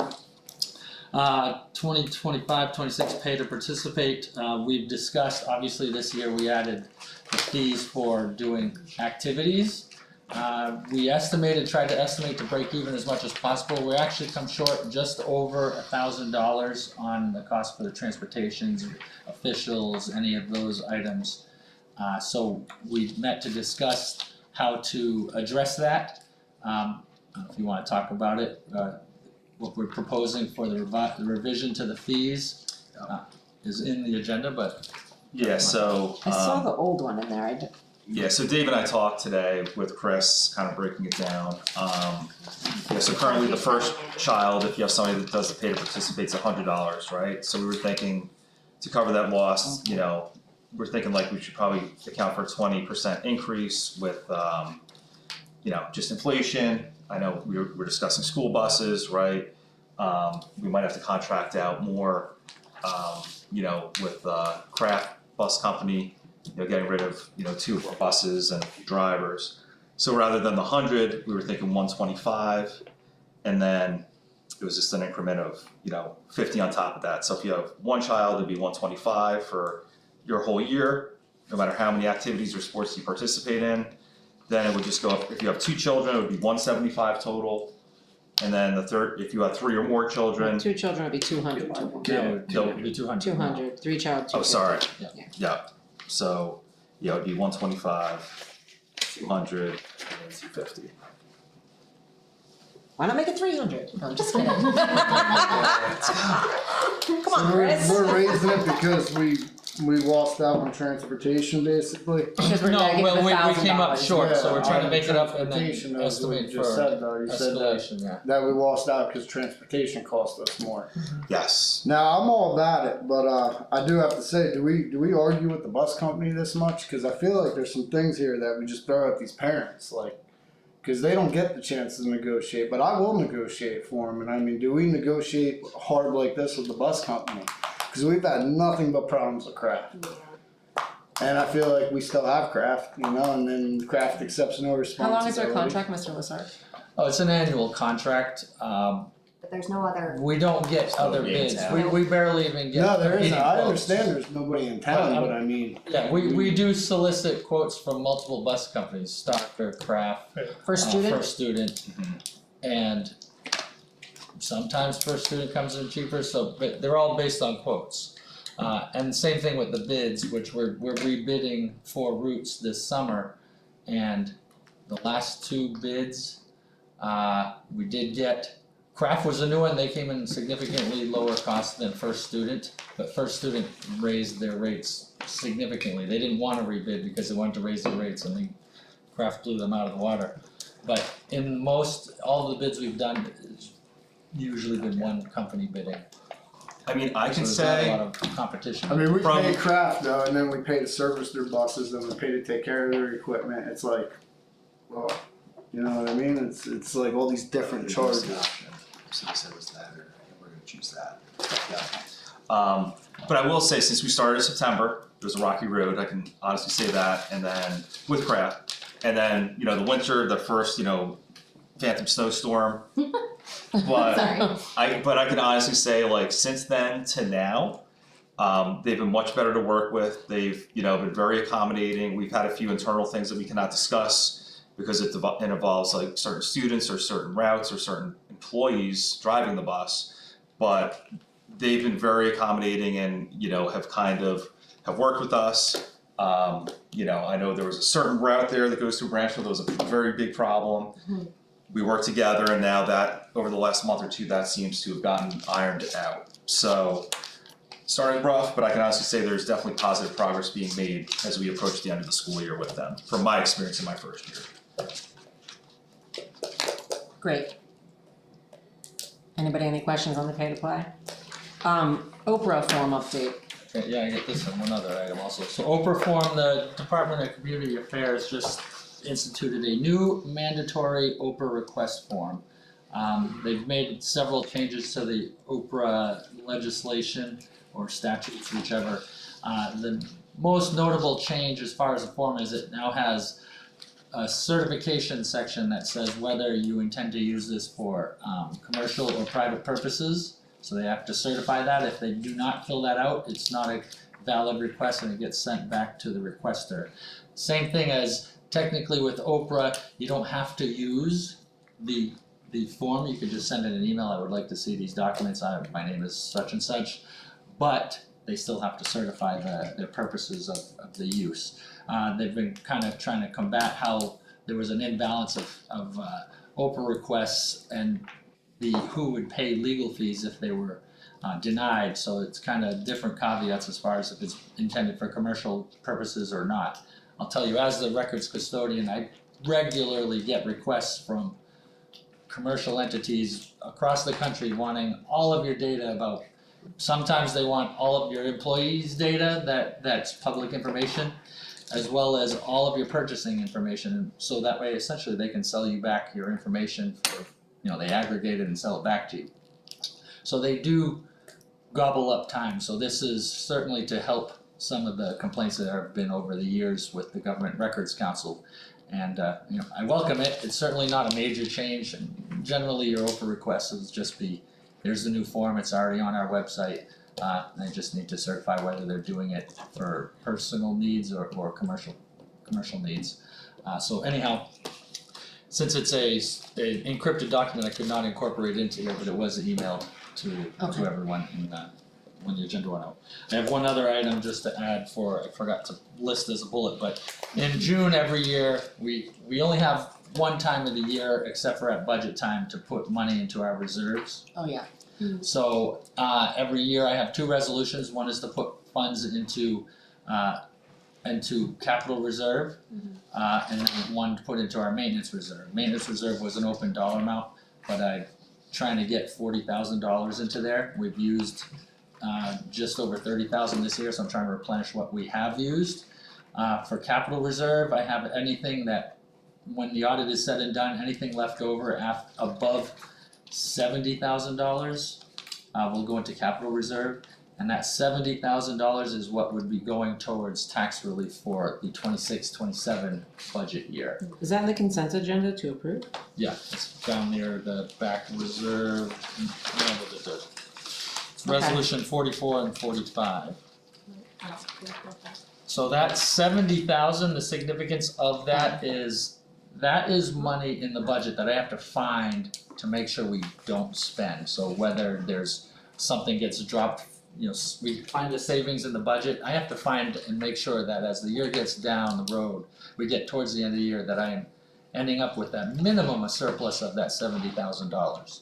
Because that's going to tax relief, and then every year, that tax relief, if you don't generate that savings in the budget, it creates a hole when you create the next budget, because you no longer have that offsetting surplus. So, this is one I monitor very closely. I've actually been trying to whittle it down from year to year, just because it was a lot easier in the early years, but once chapter 44 came out, and they started aggressively reducing state aid, it's become very hard in the past 2 years. Once we got to the triple-digit aid release reductions, it became very stressful this time of the year, trying to make sure we met that surplus number, so.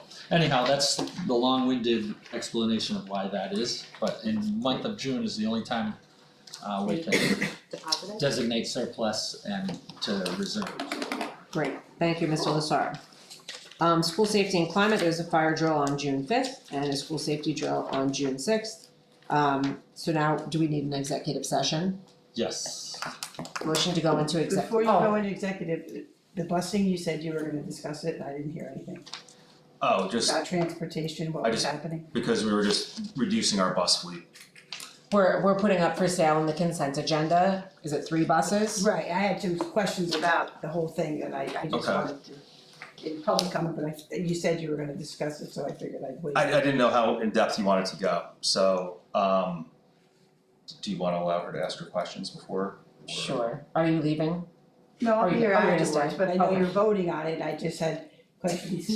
I mean to say, are you leaving? I just wanted, No, I know what you're saying. okay, I mean, I'll wait until afterwards, but I No, just thought, I mean, if you wanna ask the questions before we vote on it, or the Yeah, board I votes just- on it, sure. I know Mrs. Whitaker's resigning, and I saw the buses being sold, so I just wondered what's the plan for next year?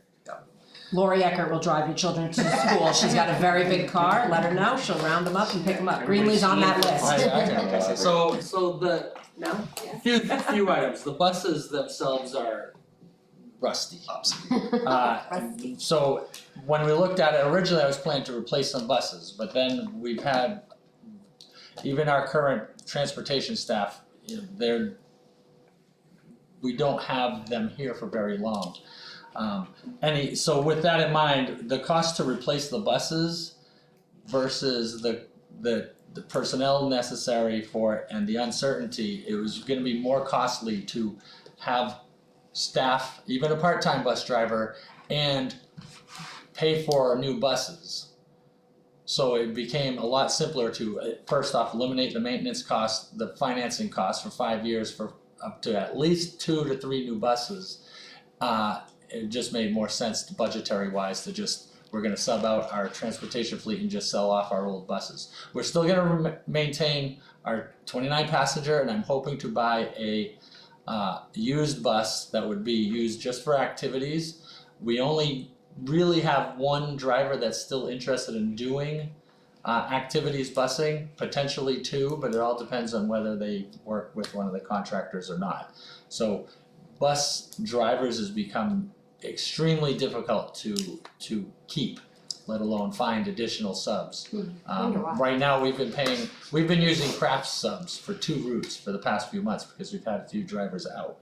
And it's, at this point, it becomes Craft's responsibility, or if Craft doesn't get the bids or whatever bus company it is.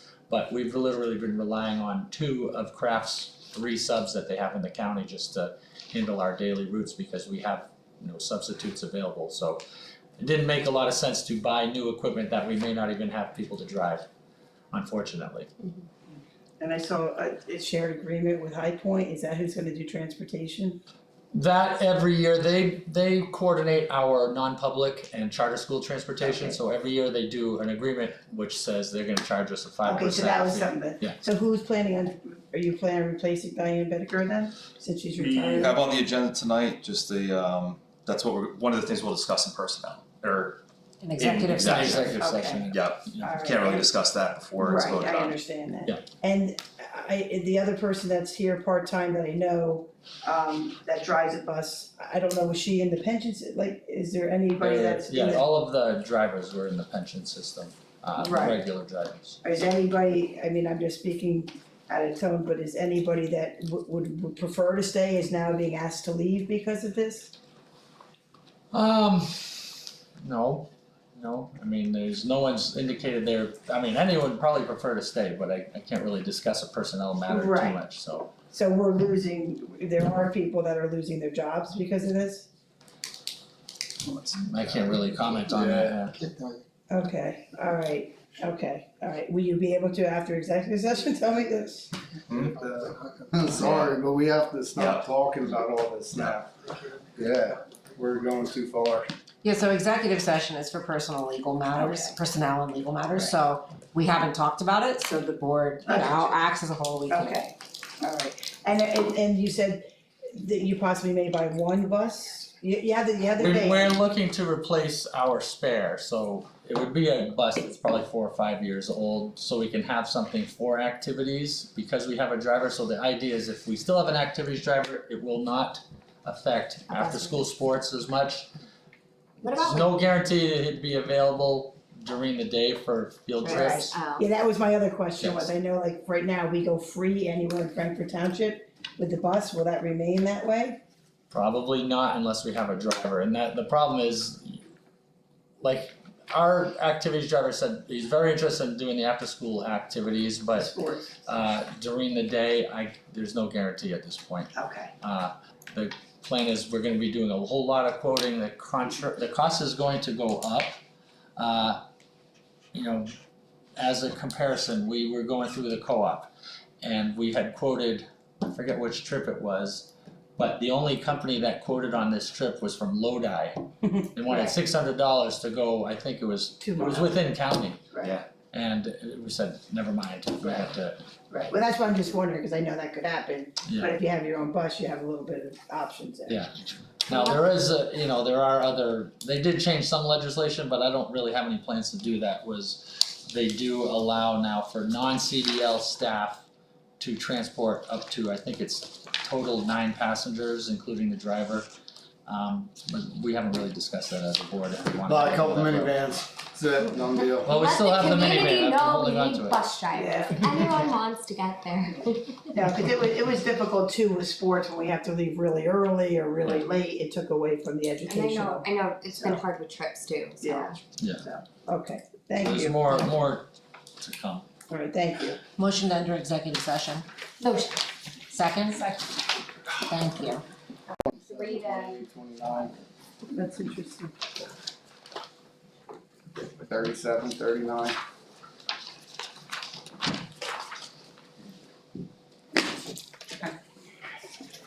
Alright, so before we vote on the consent agenda, Tom, go ahead and ask, so you're looking at number 27?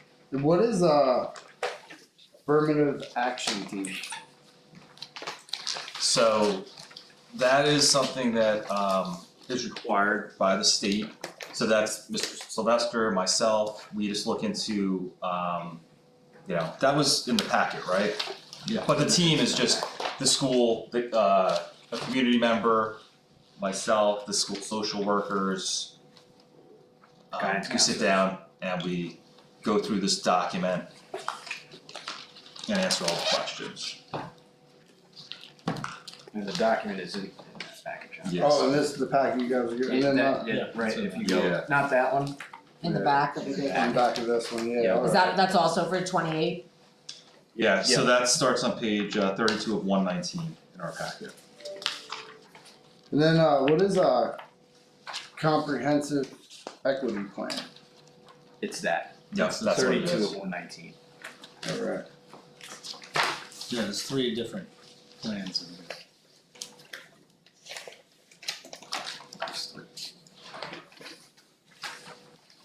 Are you also asking about 29, John? The remote instructional plan? Yes, there it was, I looked right over, This my is thumb 29. must have been on. Approve what is a remote instructional plan?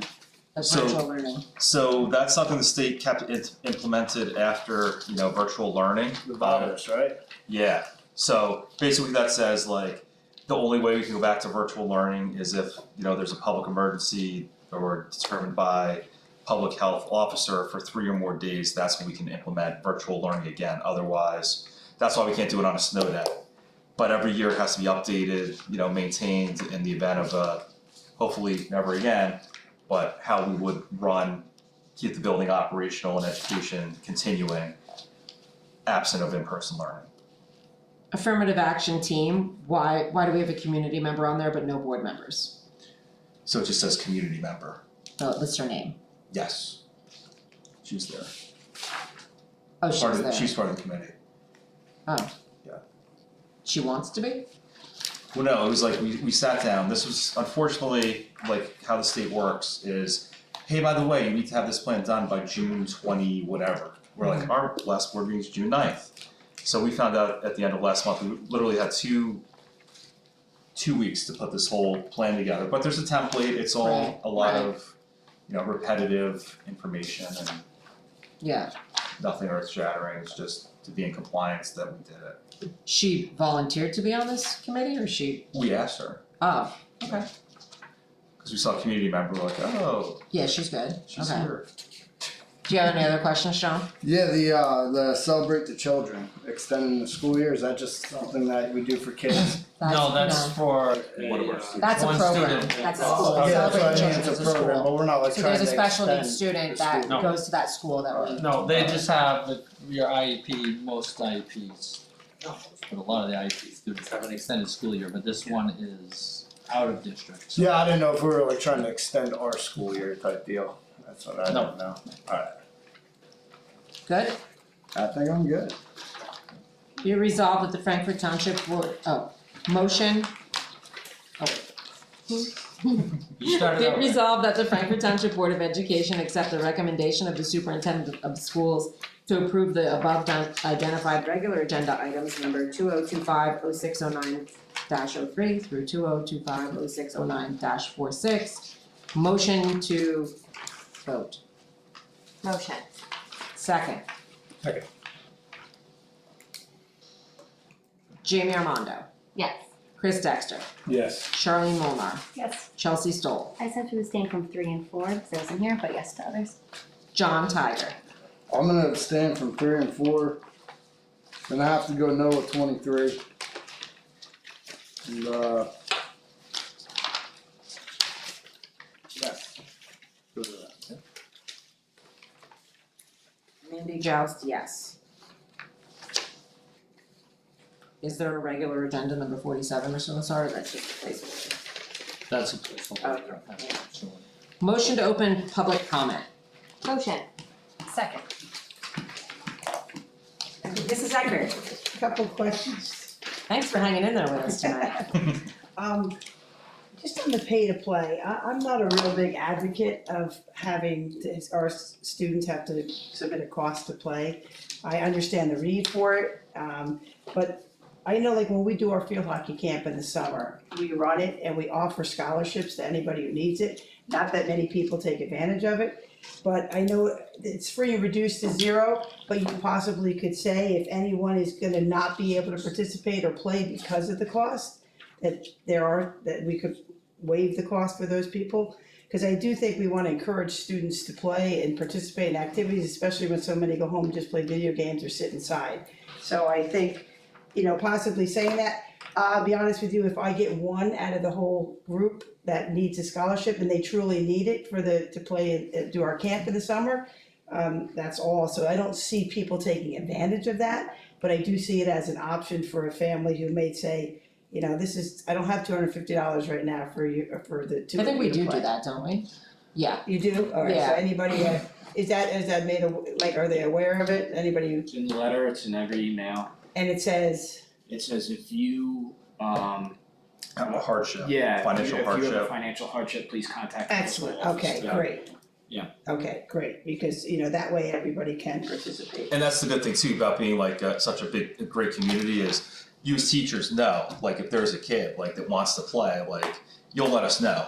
Like, this student really wants to play, but they're saying that they're struggling and they can't play. Yeah. Like the teachers can come to us and let us know as well. Right, I just didn't want it to be a situation where a kid Coaches. said to their parents, hey, I wanna play basketball, or I wanna do something, and parents like, well, you're already playing rec basketball, I can't pay another $100 for you to pay, that type of thing, and we don't know about it, so if it's at least on the form Oh, and yeah. parents are It's on aware of it, Mhm. It's on then, everything. okay, great. Also, Chris, do you have any anticipatory number for what's gonna be above the 70,000 for you plan on putting in capital? If I'm lucky. $10. I won't know until the audit's done, Okay. I'm redoing my end of year projections right now. So there's no. I'm thinking at most if we're lucky, $30,000, I don't even think it's gonna be that high, Okay, but I I'm just thinking gut feeling is. right, based on what you're knowing. You can Okay. easily find the 70? No, Oh, I'm hoping. I was gonna say, Mr. Lassard, this is a conversation. Usually I try to put like 50,000 into maintenance reserve, that one really helps us every year, but there's some end of year items, like usually in January, do the wish list the teachers have, if there's funds available. We try to make these things happen that we couldn't build into the budget, we try to make them happen if funds become available. And it's become increasingly difficult. I start getting nervous, even though I do my projections in January, I update them in March, I look at them again in April. When I get to June, I start getting really worried that maybe I missed something.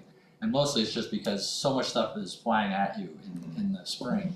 We've had a lot of things flying at us, as far as, I'll say, is a lot of long-term absences that have resulted in a lot of sick time and subs, long-term subs have really been putting a strain on that alone itself, so. And when is that audit date? Well, the audit's effective June 30th, so the audit is gonna be done in the fall, but. Okay, so you won't be able to put anything in for the fall? No, yeah, so when the auditors are done, they calculate everything and say, here's how much is going into those reserve deposit, to the reserves. So approximately what date would you know? Well, the audit's due December 5th, so it's a long ways down the road. Okay, so And the nothing auditor gets comes to transferred to presentation, that. right? Yeah, it's just, they'll say, okay, they look at this resolution, they calculate everything that's finally done, and they say, okay, this amount's going into that reserve, so the maintenance reserve, and then whatever's left over above 70 will go into capital reserve. Okay. So that's really not till December at all? Yeah, Okay. I mean, I'll have an idea, but it's not done until the audit's done. Right, okay, it's not transferred into reserves, No. okay, all right, So- thank you. Yeah, what was I gonna say on that? I don't remember that. Great. Okay. Motion to close public comment? Motion? Alright, other. Second. I thought you were motioning and seconding, I was like, that was amazing, Jamie. Frankfurt Township School's 75th anniversary discussion. Yes, so Jen Vance has proposed throughout the year next year, doing some kind of middle school mural with potentially tiles that we could have like a pasta night one night and your family can come and decorate a tile. She'd like it to be things centered around the community, such as the scarecrows, or, so like each tile, you would do something that represents the community to you. And then, throughout the year, have different things going on kind of surrounding that, and then possibly at the end of the year, having a picnic or a barbecue and unveiling the mural once it's installed, right? Is that what she's thinking? Yes. Big reveal. Big reveal, kind of at the huge picnic that we would have. Yes. I don't know who's paying for the huge picnic. Well, I think the Or idea if was it's right to bring it back potluck. to community day, wasn't that the thought? So like Nice community day the rest of vendors, the year. right, Yeah. Tied into, Don started his car show back up, which was honestly a huge success, even though the weather was iffy. That was kind of the first step in bringing back community day in some form or fashion. And then kind of couldn't be better if we're thinking about doing that, the 75th anniversary of Frankfurt to kind kick of it off. being the one that knocks it out of the park. Yeah. And it would be just that, a barnyard food truck, bounce houses. Ferris wheel. Yeah, gonna get that floating car, Yeah. Sandy, Oh, thank they you. can just Glad drive we away. Alright, so we have to That really family. start kind of thinking about that and putting that in motion and talking to Jen, I guess, about I that. think it'd be great for the community members, like older Absolutely. people to be able to come back into the school and actually take tours and visit, I think they would love it. Come on. Yeah, I have some ideas of trying to find like old plans from when this building was built Yeah, and that'd be so stuff cool. like that. Too, Do some digging. too bad our time capsule failed. Okay, so our next scheduled meeting is August 25th. I guess we really do start needing to plan that so that, maybe what it would be like October, like having the pasta night, starting with the tiles thing or something, but getting kind of the feeling out. So our next meeting is August 25th, 2025. Complete your annual governance training, board members. Also, CSA evaluation. and your CSA evaluation due by the 1st. Also, I wanted to just highlight a thanks to the Worths for the donation of $750 to the 8th grade class trip activity fund. Very generous of them. And also thanking anyone in the building that's taking on some extra added tasks. We have a few people that are really stepping up, so thank you to the staff for continuing to do that. Am I allowed to say a name or no, to answer Mrs. Eckert's question or no?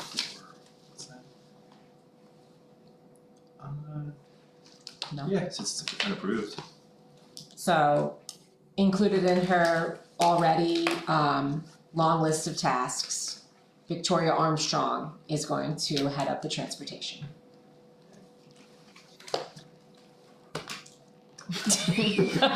She'll do a great job, I'm sure. She'll do a great job, yes, she's very competent. And she'll have overlap time, so she officially starts July 1st, and Mrs. Bittinger is not retiring until August 31st, so there'll be some nice overlap time where they can work together for that, to smooth that transition, if you will. Oh, And he's getting a new contract, I hope? That was on this evening's agenda. Okay. We revised it. Yeah, revised her contract to Yeah. include. We took care of it. Yes. I would also like to thank Mr. Sylvester for stopping by the 8th grade dance, and also Chris Dexter for being such a willing participant to chaperone the 8th grade dance. Just wanna let you know I wasn't supposed to be there, Mandy forgot to tell me. I had a relative there, so I wasn't supposed to. I had a relative there last year. David hated it. My niece was very mad that you made me go. To your point, I kinda wanna thank all the parents that showed up to clean up, because Yeah. there was a little bit of a confusion there on, you had to be a part of PTA to help set up the dance. To be But covered every- by their insurance, But every parent was expected to help clean up the dance, so so I there didn't was, know that. there was. It's not a board sanctioned event, that's purely on the PTA, No, I'm so just- everything they do. But also I did wanna put out there, graduation is on the 19th, 6 p.m. Sorry, Mrs. Eckert, it's at the Fairgrounds Pavilion. This year. And this year, This we year. do have 3 board members with 8th graders, so Charlene, John, and Caitlin will be handing out the diplomas this year. Very nice. Motion to adjourn. Unless anybody else has anything else. Motion. Second. Thank you. Thank you, everybody. Thank you.